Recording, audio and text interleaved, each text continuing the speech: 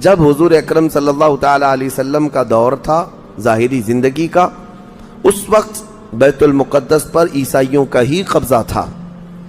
ہم یہ بتاتے ہیں عیسائیوں کا، لیکن عیسائیوں نے کہاں سے قبضہ کیا تھا؟ وہ تو یہودیوں سے حاصل کیا تھا. یہودیوں کو مارتے تھے. اتنی خطرناک جنگیں ہوتی تھیں عیسائیوں میں اور یہودیوں میں کہ بیت المقدس میں خون خرابہ یہ آج کی تاریخ نہیں ہے، بہت پرانی تاریخ ہے.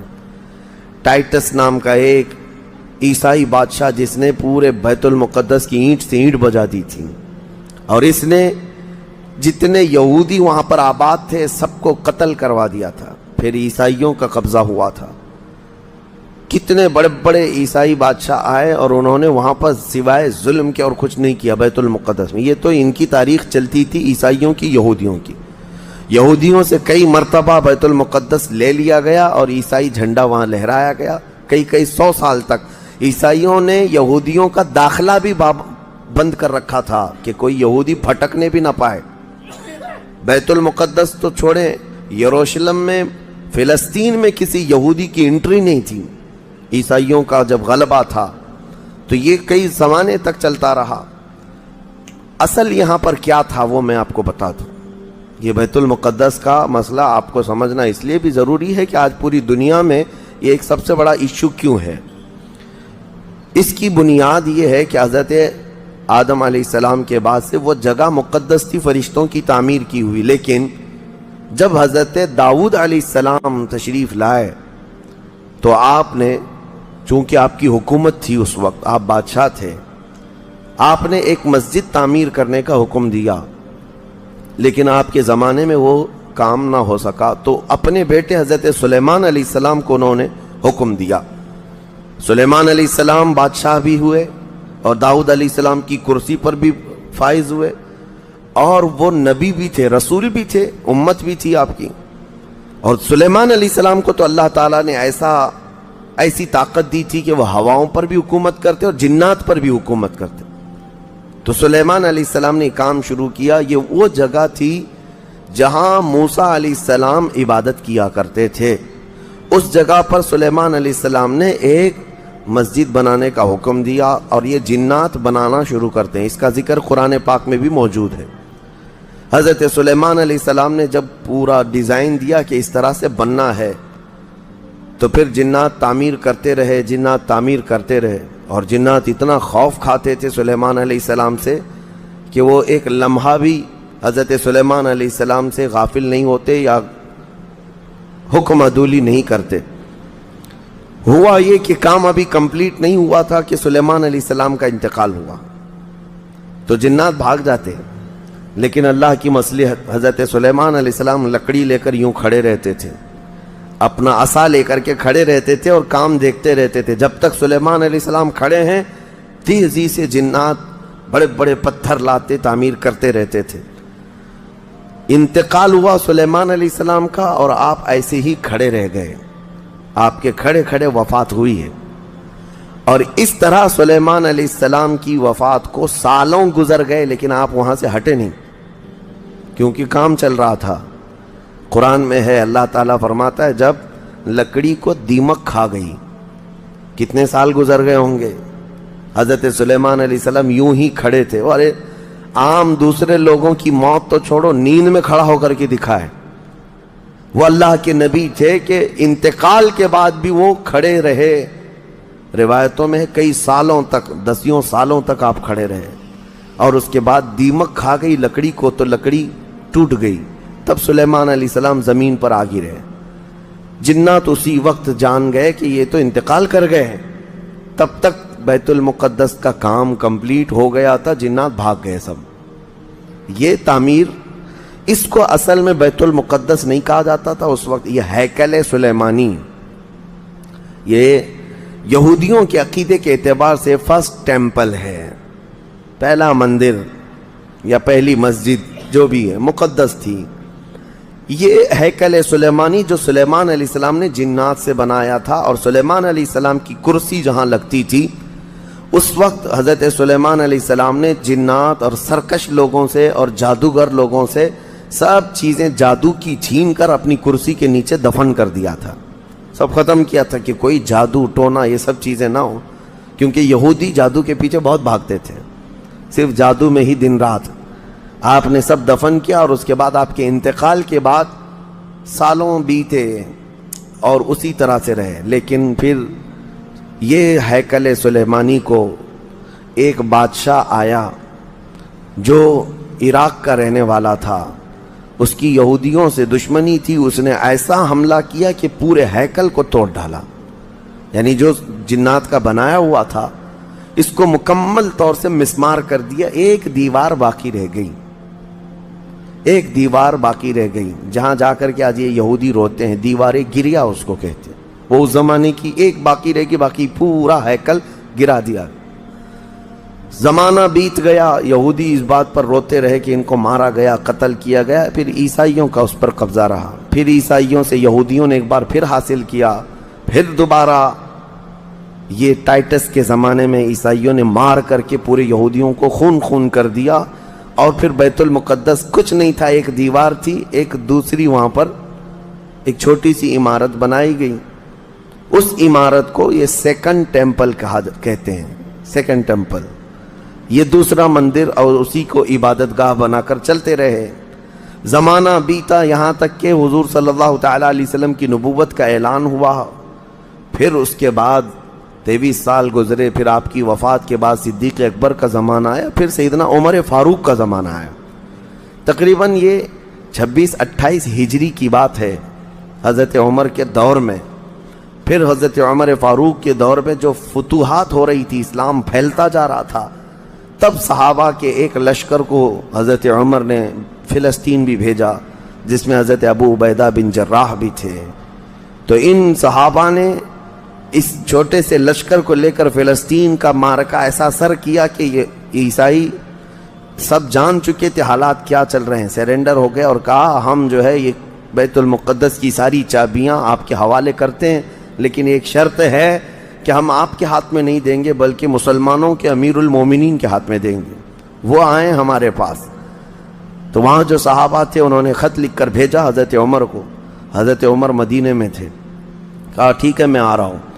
قبلہ اول مسلمانوں کے ہاتھ میں تھا، بیت المقدس آ رہا تھا، سیدنا عمر فاروق مدینے سے چل پڑے، ایک غلام کے ساتھ نکلے اور ایک سواری ہے، ایک خچر ہے، اور دونوں بھی کس انداز سے جا رہے ہیں، ایسا امیر المومنین جس کے رعب سے قیصر و کسریٰ کانپتے تھے، لڑائی کی کسی کے اندر مجال نہیں تھی، وہ ایک خچر کے سواری پر اتنا لمبا سفر طے کر رہے ہیں، وہ بھی غلام سے یہ طے کر رکھا ہے 1 میل میں بیٹھوں گا، 1 میل تو بیٹھنا، ہاں تو رسی پکڑ کے چلے گا 1 میل تک، اور اس کے بعد جب تو بیٹھے گا تو میں رسی پکڑ کے چلوں گا 1 میل تک، اس طرح سے تو سفر طے کیا۔ جب فلسطین پہنچ رہے تھے اور اس وقت لوگوں میں خبر تھی کہ امیر المومنین آ رہے ہیں، تو لوگ دیکھنے کے لیے شہر سے بھاگے بھاگے باہر آئے۔ اتفاق ایسا کہ اس وقت خچر گھوڑے پر بیٹھنے کی باری غلام کی تھی اور نکیل رسی حضرت عمر کے ہاتھ میں تھی۔ دوڑے ہوئے لوگ آئے جو نہیں پہچانتے تھے، عیسائیوں نے امیر المومنین کہہ کر اس غلام کا استقبال کیا کہ تشریف لائیں۔ تب جو صحابہ تھے وہاں پر انہوں نے پکار کر کہا نادانو، وہ امیر المومنین نہیں، رسی پکڑا ہوا امیر المومنین ہے، یہ امیر المومنین ہے۔ پہلی مرتبہ ان اعلیٰ اخلاق و کردار کو عیسائیوں نے دیکھا تھا کہ وقت کا خلیفہ کوئی گھوڑے کی رسی پکڑ کر کے بھی چلتا ہے، تو بہت متاثر ہوئے، اور اس کے بعد بنا کسی جنگ کے حضرت عمر فاروق رضی اللہ تعالیٰ عنہ بیت المقدس میں داخل ہوئے، اور ان عیسائیوں نے جو کچھ بھی وہاں پر کیا تھا اس کو نکالا۔ پھر حضرت عمر فاروق رضی اللہ تعالیٰ عنہ نے پہلی اذان دینے کا حکم فرمایا، وہ ظہر کی اذان تھی، آپ نے وہاں پر نماز پڑھائی۔ پھر اس کے بعد یہ سلسلہ چلتا رہا۔ اب اس میں تفصیل ہے، عیسائیوں کو اسی طرح ہم بھی بھگاتے، مسلمان بھی بھگاتے، جیسے یہ یہودیوں کو بھگاتے تھے، تو انہیں آج بولنا چاہیے تھا کہ مسلمانوں نے زبردستی قبضہ کیا۔ حضرت عمر فاروق کا عام اعلان تھا کہ جو یہاں پر رہنا چاہے اس کے لیے کھلی آزادی ہے، حتیٰ کہ عیسائیوں کا چرچ بھی تھا پرانا، حضرت عمر نے کہا اس کو توڑا نہ جائے، اس میں عبادت جو ہوتی ہے ان کو اپنی عبادت کرنے دیا جائے۔ حضرت عمر چاہتے تو اینٹ سے اینٹ بجا دیتے، نکال کر صاف کر دیتے، لیکن آپ نے کھلی اجازت دی، اور عیسائی ویسے ہی باقی رہے۔ 400 سال تک یہ سلسلہ چلتا رہا۔ پھر فاطمی دور آیا، یعنی بنو عباس کی خلافت ختم ہوئی۔ فاطمیوں کا غلغلہ تھا، انہوں نے خلافت سنبھالی، لیکن وہ مضبوط نہیں تھے، کمزور خلیفہ آئے، جس کی وجہ سے صلیبی طاقتیں جتنی بھی تھیں سب آ کر کے اس خلیفہ پر قبضہ جما لیا، اور بیت المقدس میں اجازت پہلے مانگ لی کہ ہمیں آنے جانے کی اجازت دی جائے۔ جب آنے جانے کی اجازت مل گئی تو پورے علاقے پر زبردستی غاصب قبضہ کر کے وہاں سے سارے مسلمانوں کو ختم کر دیا، بہت مسلمانوں کا قتل کیا۔ فلسطین کی سرزمین یہودیوں کے قتل سے بھی بھری ہے، مسلمانوں کے قتل سے بھی بھری ہے، اور یہودیوں نے عیسائیوں کا بھی قتل کیا ہے، لیکن مسلمانوں کا قتل عام کر کے یہ زبردستی فائز ہوئے ہیں کہ اس پہ بیت المقدس پر یہ قبضہ جو ہے 87 ایئرز تک چلتا رہا، 87 سال تک۔ یہ اس وقت کا المیہ تھا کہ مسلمان خلیفے تھے، گورنر تھے، بہت سارے حکمران تھے، رونا روتے تھے، لیکن کوئی آگے بڑھنے کو تیار نہیں تھا۔ کردستان کا ایک شہزادہ صلاح الدین ایوبی، جو نور الدین زنگی کے شاگرد تھے اور ان کی فوج کے سپاہی تھے، ان کو یہ روزانہ خبریں تھی کہ بیت المقدس میں سب کچھ اجاڑ دیا گیا ہے، مسلمانوں کی اذان بند ہے، وہاں نہ جمعہ کا خطبہ ہو سکتا ہے، نہ ہی عبادت کے لیے وہاں پر نماز پڑھی جا سکتی ہے۔ ایک دن گزر رہے تھے، انہوں نے ایک لکڑی کا ممبر بنوایا اور پھر عزم کر لیا کہ یہ ممبر میں بیت المقدس میں رکھ کر کے رہوں گا اور اس سے خطبہ دیا جائے گا۔ وہ ان کا عزم تھا اور اس پر لے کر کے چلتے رہے۔ تقریباً آپ نے 17 جنگیں لڑی ہیں، 17 جنگیں لڑی، اور صلاح الدین ایوبی کو جو درپیش مسائل تھے وہ کہا گیا ہے کہ پہلے تو انہوں نے جو روڈ میپ بنایا تھا اس حساب سے ان کو 2 سال کے اندر یہ جنگوں میں فتح کر لینا تھا۔ 2 سے 4 سال کے اندر ان کے دماغ میں یہ تھا کہ بیت المقدس کو میں حاصل کر لوں گا، لیکن فرماتے ہیں کہ اپنوں کی مخالفت اتنی تھی، جگہ جگہ سے کوئی مسلمان بیٹھا ہوا ہے، نواب بیٹھا ہے، کہیں کوئی کسی چھوٹے علاقے کا خلیفہ، کوئی گورنر، سب پکڑ پکڑ کر کے ان کی ٹانگ کھینچیں، ان کے فوجیوں میں ورغلائیں اور الگ الگ وسوسے ڈالیں، جس کی وجہ سے پہلے اپنوں سے بھیڑتے بھیڑتے آپ کو 18 سال لگ گئے۔ بیت المقدس پھر پہنچے، صلیبیوں سے معرکہ آرائیاں ہوتی رہیں، پھر وہ 87 سال کے بعد صلاح الدین ایوبی نے دوبارہ بیت المقدس کو ان عیسائیوں سے پاک کیا، اور آپ نے وہ ممبر وہاں پر لگایا اور تاریخی خطبہ عطا کیا تھا۔ اس کے بعد وہ بیمار ہو گئے صلاح الدین ایوبی رحمۃ اللہ تعالی علیہ۔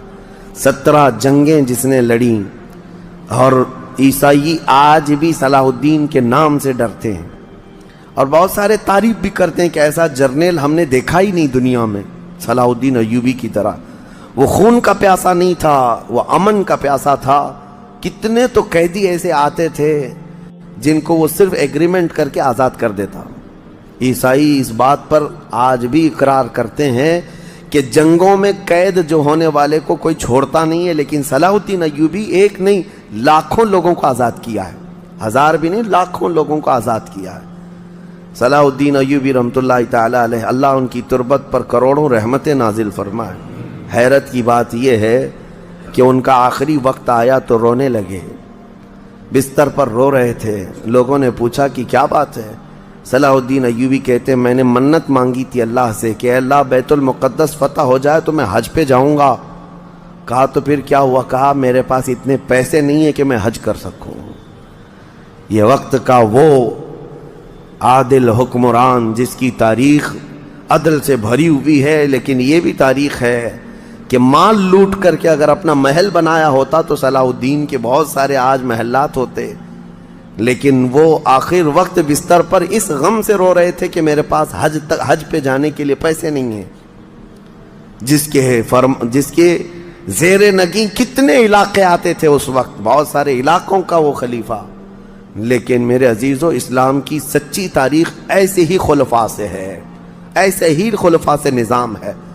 پھر یہ زمانہ چلتا رہا، تقریباً 800 سال گزر گئے، 1921 آیا، 1921، یہ جو گزری ہوئی سینچری ہے ابھی ہماری، یہ فرسٹ ورلڈ وار جب ہوئی، پہلی جنگ عظیم، اس جنگ کے دوران یہودیوں نے زبردستی اجازت مانگی برطانیہ کو ثالث بنا کر کے، کیونکہ جب ترکی کی حکومت ختم ہو گئی، جس کو خلافت عثمانیہ کہا جاتا ہے، جب وہ کمزور ہو کر گر گئی، کیونکہ ان کا دبدبہ تھا، یہ آخری خلافت ہے جو زمین پر تھی، اگرچہ خلافت کے نام سے جو مشہور رہی، تو حضور صلی اللہ تعالیٰ علیہ وسلم کی وفات کے بعد سے لے کر یہ ترکی کی خلافت عثمانیہ تک اس روئے زمین پر خلیفہ ہر زمانے میں کوئی نہ کوئی رہا، لیکن 1921 سے لے کر 1921 سے لے کر اب کا زمانہ آ گیا 2023، اتنے سال، 100 سال گزر گئے، پوری دنیا میں اب کوئی خلیفہ مسلمانوں کا نہیں رہا۔ بادشاہ تو بہت سارے ہیں، امیر المومنین اور خلیفہ کے نام سے اس روئے زمین پر اب کوئی نہیں۔ ان ظالموں نے ہماری خلافت کے نظام کو مار ڈالا، ختم کیا، خلافت کو زمین سے ختم کیا۔ اب لوگوں کو نیا لگتا ہے کہ خلافت کا مطلب کیا ہے۔ خلافت ایک نظام ہے، پورا نظام ہے۔ جب ڈیموکریسی ایک نظام ہے، کمیونزم ایک نظام ہے، تو اسی طرح سے خلافت جو ہے میرے مصطفیٰ کے نظام کا نام ہے۔ جب یہ ختم ہوا تو پھر 1921 میں یہودی جگہ جگہ سے جو مارے گئے تھے، اس وقت جرمن سے بھگائے جا رہے تھے، جینوسائیڈ کیا گیا تھا یہودیوں کا، جرمن میں مارا جا رہا تھا، تو ان کے اوپر دنیا والوں نے چنتک بیٹھک جس کو کہتے ہیں رحم کرنے کا، کئی مرتبہ بیٹھکیں ہوئی، بڑے بڑے لوگوں نے کہا یہودی پوری دنیا میں مارے جا رہے ہیں اور یہ مظلوم ہیں، ان کو کہیں پناہ دی جائے۔ پناہ دینے کے لیے جب بات آئی تو فلسطین کا ایک چھوٹا سا علاقہ، 4000 یہودیوں کو رہنے کی اجازت دی گئی۔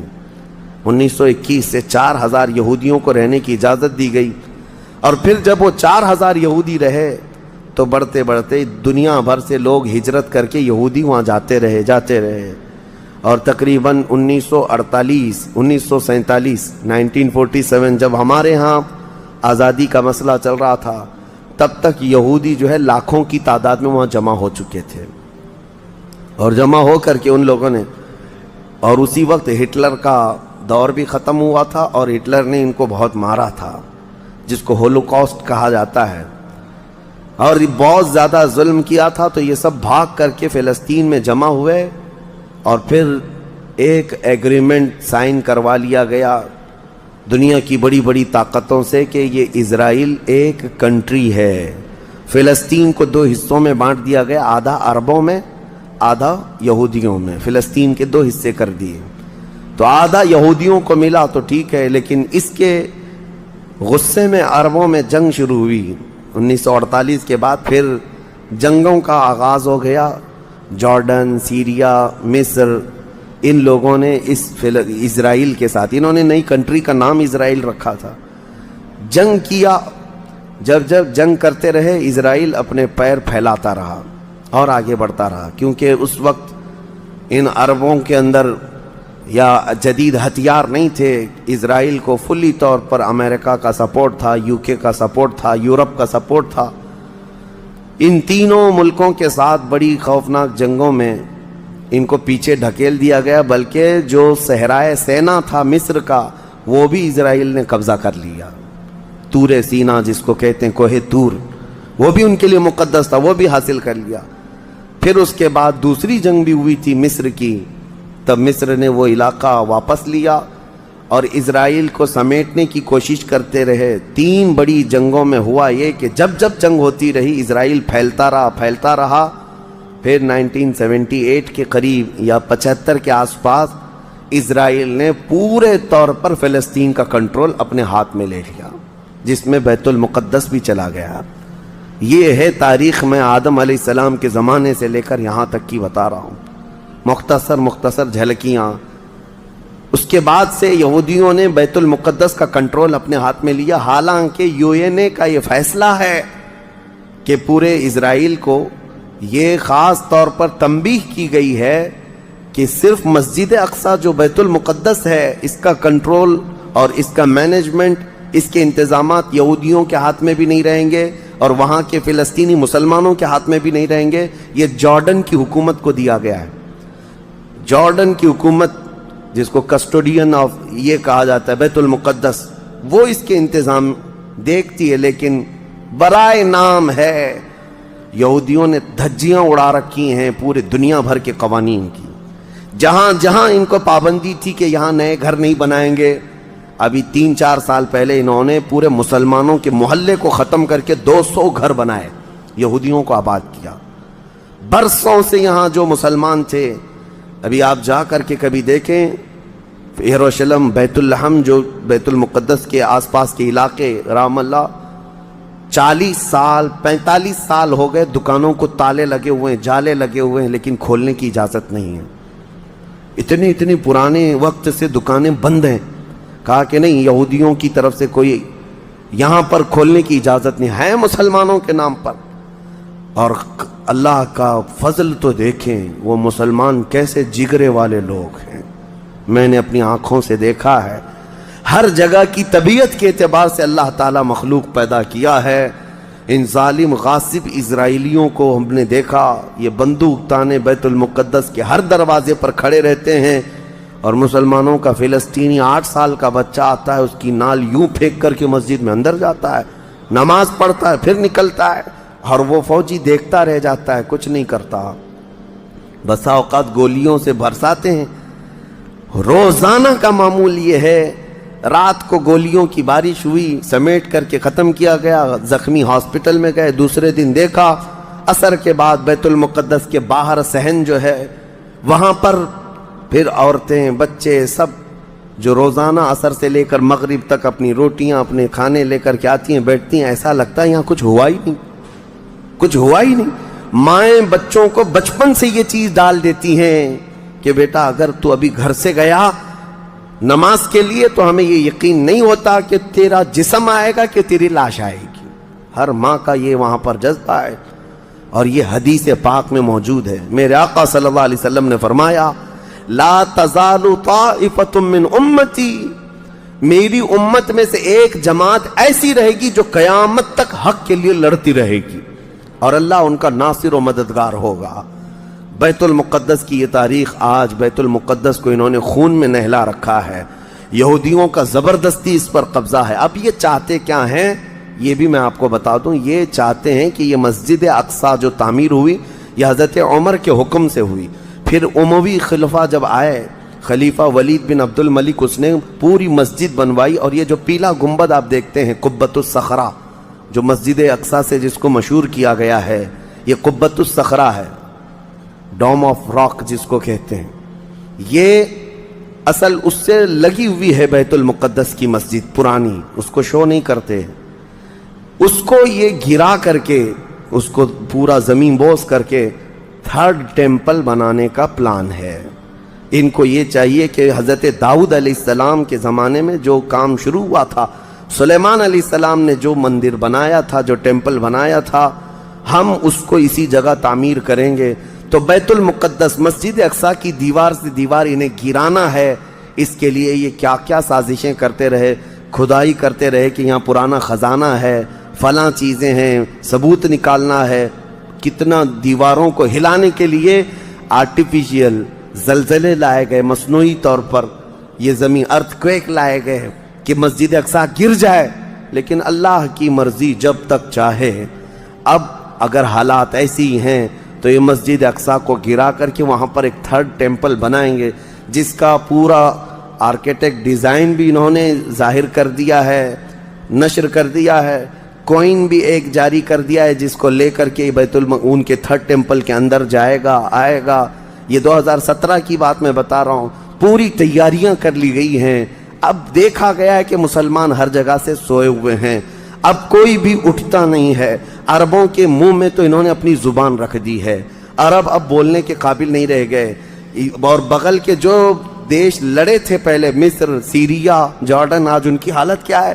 وہ خود خانہ جنگی میں مبتلا ہیں، آپس کی لڑائیوں میں مصروف ہیں۔